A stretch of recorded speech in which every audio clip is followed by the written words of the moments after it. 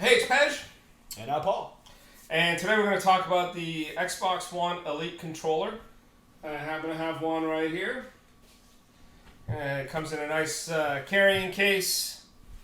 Yeah, it's cool. You splurged. I splurged, yes. I've been trying to get this for a while. It's been on back order. I went to the Microsoft's online store, just ordered it, and then it showed up and goes, it's back order, but then they somehow shipped it. So it was good. It's got some good weight to it. I don't know if you guys can see it. We'll do a close up in a second, but yeah, it's getting some used to. You know, Basically all the same buttons except you got extra 4. yeah. So everything's the same with some weight, right? New D-pad, right? The D-pad is really nice. I really like that. So you can hit all of the sections really well.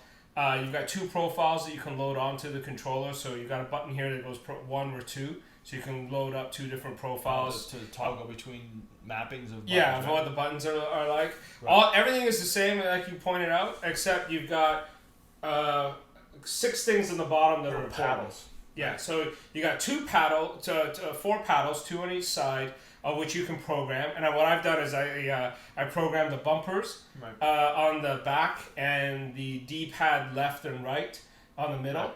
And then you've got a little button here that if you flip it, the trigger doesn't go all the way through. It cuts it halfway. So if you want to do something rapid, like gear shifting and Forza. It's like sensitivity control. Yeah, and then, so one goes all the way, one goes halfway. Right. So you get a little bit more. So it's kind of nice. And then the app on the Xbox allows you to really customize the controller. So you can set your dead zones. So, if you like to, hair trigger a little bit. Which by the way, I didn't know you can actually use that software to program buttons on a regular controller. Yeah, It's not just for the Elite. Obviously, the extra buttons wouldn't be there, but that's kind of cool too. If you're, needs specific profiles for specific games, you can do that. Right. But I mean, that thing feels really solid. I mean, it's clearly got metal in it. We'll find out after when I play you in NHL and see how fast it can kick if it's your any ass. good. Yeah. That's kind of. I mean, with the extra, nubbins and things, you can get very specific on how you want those joysticks to feel, right? Yeah. So in the carrying case, you've got the standard D-pad. If you don't like the new one, and then you've got a couple of more tops, depending on how you want to change it and stuff. And it's kind of a neat carrying case and stuff like that. So we'll take some pictures. We'll post it up there as well, so you can see it right at the end of this video. It's still it's over $100, right? Something like it's ridiculous. $160 Canadian. Yeah, it's ridiculous. Canadian, that's why. So it's probably It's about 140, 130 US. Right. But yeah, everything's standard, but it feels neat. The only thing I don't like is the only color on this thing is the green.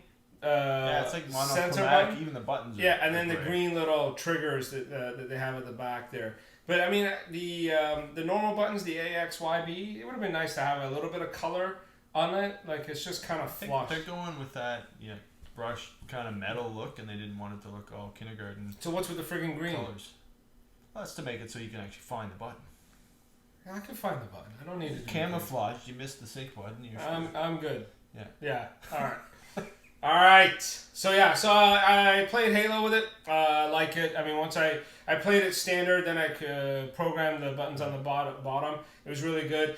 It does get a little getting used to, because if you want to use all the buttons, that doesn't make sense. So as I said, I programmed the bumper buttons to the back there, so then I don't have to hold them up here. I can just put my hands are on the trigger the whole time, and then it works out really well. Sometimes you're hitting some of the other buttons, so you just gotta watch for that. Not too heavy. You don't need a tripod. No fatigue.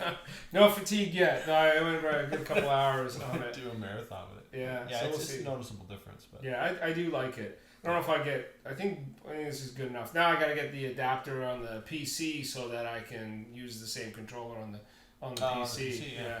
And the other thing is that it's got a dedicated headphone jack, so it's not like if you have the first gen controller, you got to get the adapter. Right. This one plugs right in, and then you can plug the keyboard in there too as well.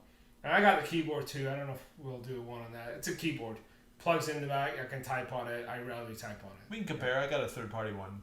Oh, do you? Oh, we'll do that next time then. And it was a bit of a pain in the ass, but So I think the best parts of this is the triggers on the bottom, the blocking, so I don't have to shoot blocks it halfway so I can rapid fire. And then the profiles, I can load 2 profiles into this depending on the type of game that I like to play. And then just the customization of the field, right? I mean, that's when you really get down to it. Yeah. And then the app is it's called Xbox Accessories, so download that onto your Xbox, and then you can customize not only the Elite controller but the standard controller as well. Yeah. It works out really well. Probably need a firmware update, but that's pretty simple to do. Yeah, you gotta plug it in using USB, right? Yeah. Oh, I mean, and it comes with a nice thick USB cable as well. Micro USB, really long. So I thought that was the best part. You plug it in, I can sit on the couch and still use this thing. So that was kind of neat. So anyway, I'm Pej. He's Paul.